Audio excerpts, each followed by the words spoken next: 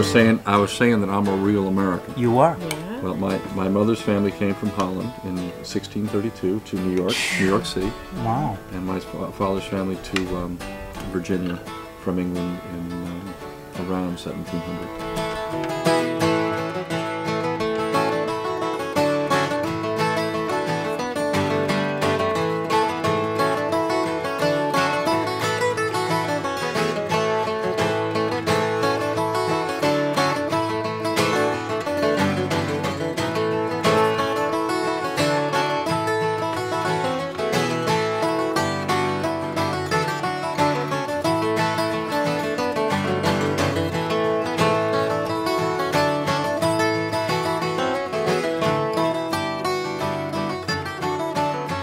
And of course, my father was in the Army. My mother's father, they couldn't afford to send him to Yale, where all his grandparents and family had gone. This is my mother's family, which goes back, and we have family portraits going back to like 1700. But they, I guess, ran into a bad spot economically, so he had to go to West Point. So he was class in 1909, West Point, in the same class as George Patton. And both my mother's brothers went to West Point. My Uncle Van was class of 1949, and my Uncle Frederick, who died in Vietnam in 1968, was shot down in a helicopter and died in 68, right when my father was becoming chief of staff of the Army. I think my mother didn't even know, and there was this pall over the ceremony, the big ceremony, because he was getting, you know, the highest job in the U.S. Army. And at the same time, he had to bury his brother-in-law, who was everyone was very, very close to. That's one of the big tragedies in my family. My Uncle Frederick dying, and my father's family. He went to, my dad, before he went to the West Point, went to the Citadel, which is the West Point of the South, or the Citadel would say West Point is the Citadel of the North. But all my cousins went to the Citadel. My cousin Westy and my cousin Hayward. They all went to the Citadel. They are good old boys down in South Carolina, let me tell you. And my grandfather, who I'm named after, James Ripley Westmoreland, he was the head of the Board of Trustees at the Citadel. So I've got this military Americana thing going. Full steam ahead. Okay.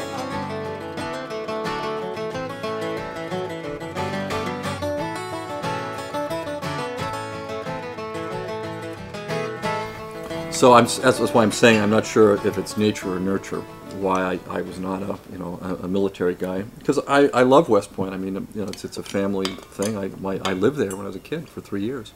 My dad was head of West Point from '59 to '62, and John F. Kennedy spoke at the commencement. In fact, there's a cute little story on that one, when my dad, which reflects on me a little bit too. My dad said, "Now, son, the President of the United States will be coming and staying in our house, and tomorrow you're going to meet him, and you'll have to put your coat and tie on." And I said, "Well, I'm not putting a coat and tie on." And he said, "Fine, then you won't meet the President." I said, "Fine." And I did not meet the President as a result. Wow.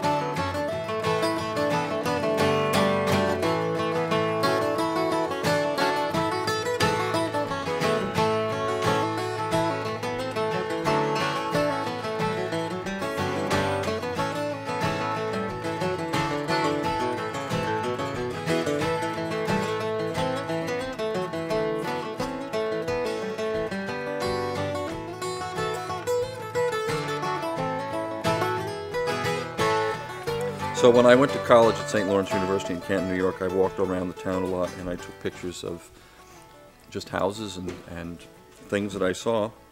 And this was one of the first pictures I took, and one of my favorites because of this sort of surreal, two-dimensional quality. Of course, it has some content in it with the Americana images.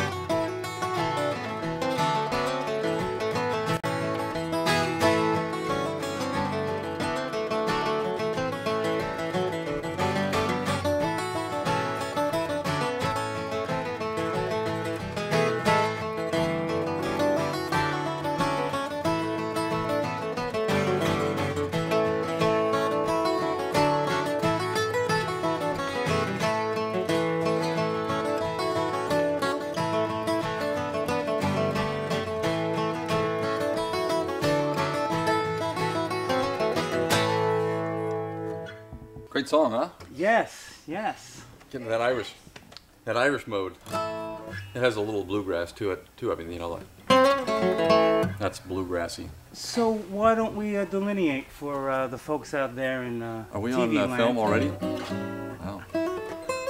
Actually, the film is on us, and we're sitting here working out some bluegrass tunes with Ripley Westmoreland, and it kind of got underway before we knew it, but we're in the midst of some fun picking.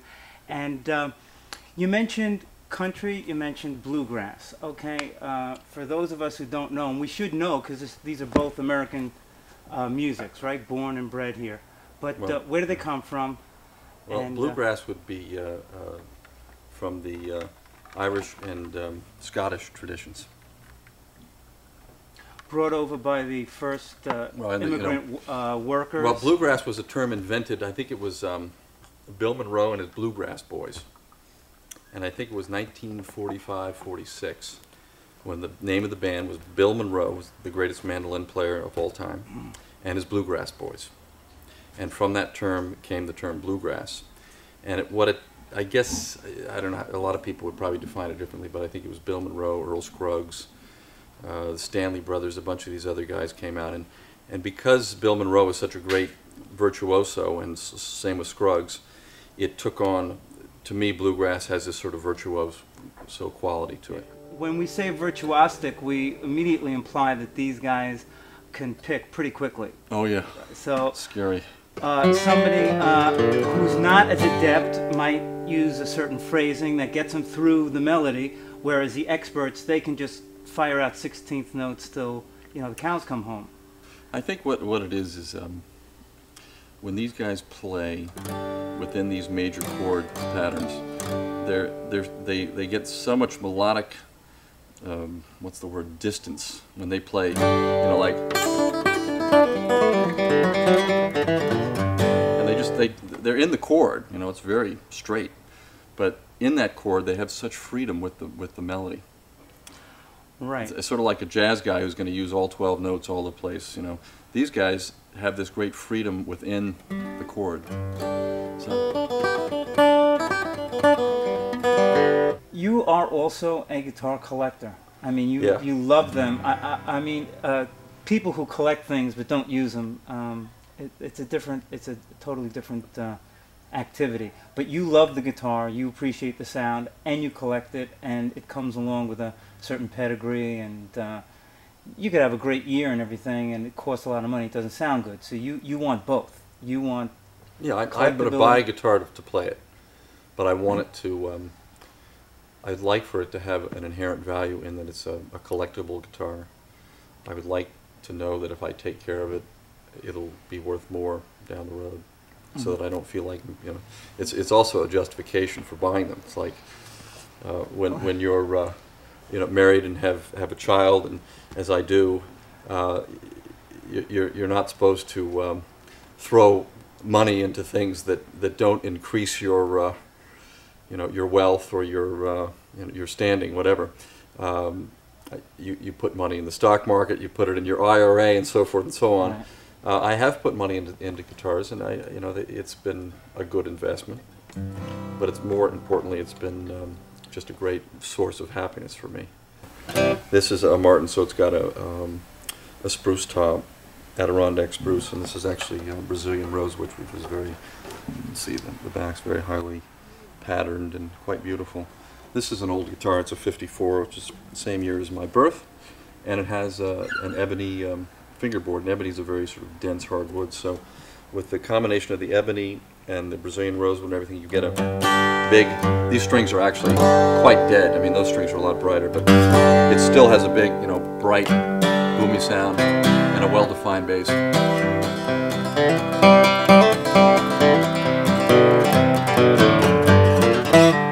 You know, it's that kind of stuff. So it really is. That guitar, on the other hand, has a spruce top, but it has a rosewood body, and it's a much warmer instrument, although that's a pretty bright one for a J45. That's a fairly bright J45. Let's do this scientifically. We just heard lick number R1, RW1. On the Martin? On the Martin. Well, at least as I said, okay, everybody, that's not put your exactly ear right. to television set. I don't know. No? This guitar is very bright.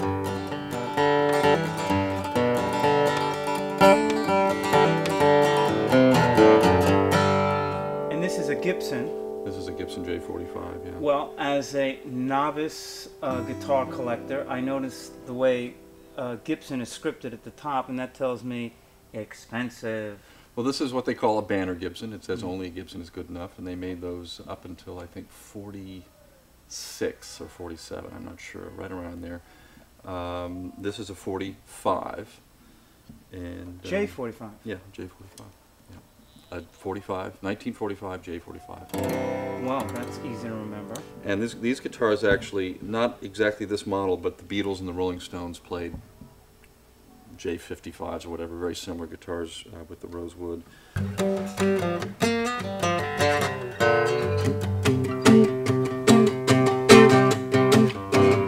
My son is going to be so embarrassed when he sees this. Whenever I sing the song, he's like, "Dad, Dad!"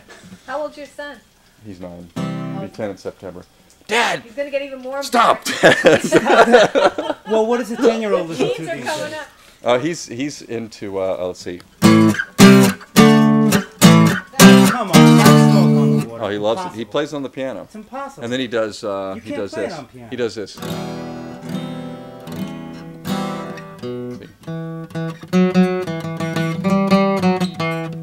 Oh, The James Yeah, Bond he thing? does that. Yeah, he can play that on the piano really well. Goes.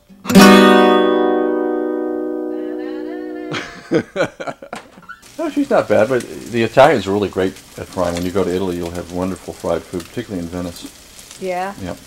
It's all about like temperature and. When you go to Venice and some of these wonderful restaurants there, they fry things so delicately. Yeah. You don't really know that it could be done that way. I mean, often things that are fried are just, brutally fried. I know. Like mine are going to be. Flagstaff, Arizona, and don't forget Winona, Kingsman, Boston, San Bernardino. Won't you get hip to this kindly tip? When you make the California trip, go get your kicks on Route 66. Go and get your kicks on Route 66. Go and get your kicks on Route 66. Very nice. Well, I can tell you, I've crossed this country from one end to the other, and every single town has a Chinese restaurant. And they're all good. What they are? And they're all good. Wait a second. And they're all good. We don't have to take his word I for don't know about that. it. I don't know. No? I'm very suspicious. I think, first of all, the Chinese food outside of New York is even worse than Park Slope, because they're going to have these standard, these standard recipes. I'm not And they're talking going to about use this gourmet. syrupy corn, this. Well, I think the hard thing about Asian cooking is that people, people settle for something, and truthfully, I don't think there's a good Indonesian restaurant in town. I didn't think the Indonesian food in Holland was any good. There wasn't. If you want good Indonesian food, you got to get invited to somebody's house. Oh, a victim of her own hot sauce. Is that true? Oh my God. What? You want some Coke or water? I'm fine. I survived. Coke. I'm survived. Well, obviously, if You you're all right? Oh gosh, this chili sauce is getting everybody. Oh, you're doing really well though. Yeah. you haven't heard me cough Good once. for that, because when I came to Of America course, in yeah. 1961, you couldn't even buy tofu unless you really couldn't. There was only like one. Well, there was one Chinese grocer in the whole Cincinnati where I grew up. You grew up in Cincinnati. Wow. Yeah. Well, I grew up when I say from the age of 10 to I came here at the age of 10 to about From where again now? Directly from Holland, but before that from Indonesia. But there was only one guy selling tofu, and he made house calls. Uh-huh. Made house calls. Yeah. Oh, come on. Yeah, That's too much. Mr. Ben. I actually brought my wife's cookbook too to show everybody. Oh, I'd love to see. Look at this one. My God, that is like But that's the my Bible. wife's cookbook. Yeah, That's her cookbook? well, she wrote the whole book. I should say she edited. I mean, she worked with her staff. That is like... It is under the auspices of Good Housekeeping, where she is the food editor, but you can see it's edited by Susan Westmoreland, my wife. And it's an absolutely wonderful cookbook. Actually, it's James Ripley Ripley Westmoreland, but we call him Rip. And we call him often because he's a hell of a lot of fun, and he's a great musician, and he's a great lawyer, and he's a great dad and a great husband, and he's a citizen of Park Slope, Brooklyn, and he's welcome back here anytime. And thanks, Rip, for joining us for a fun hour or so. And till next time, remember, stand up, be nice, and stay tuned. When I stumble home at the break of dawn, she better not be suspicious. I'm about at the end of my rope, and she better not act too vicious. I'm a covered with grease from my head to my feet. My hands are cut and calloused. I spent my last buck on my broke down truck, broke down south of Dallas. There you go. Dynamite, dynamite. It was. It was good. It was.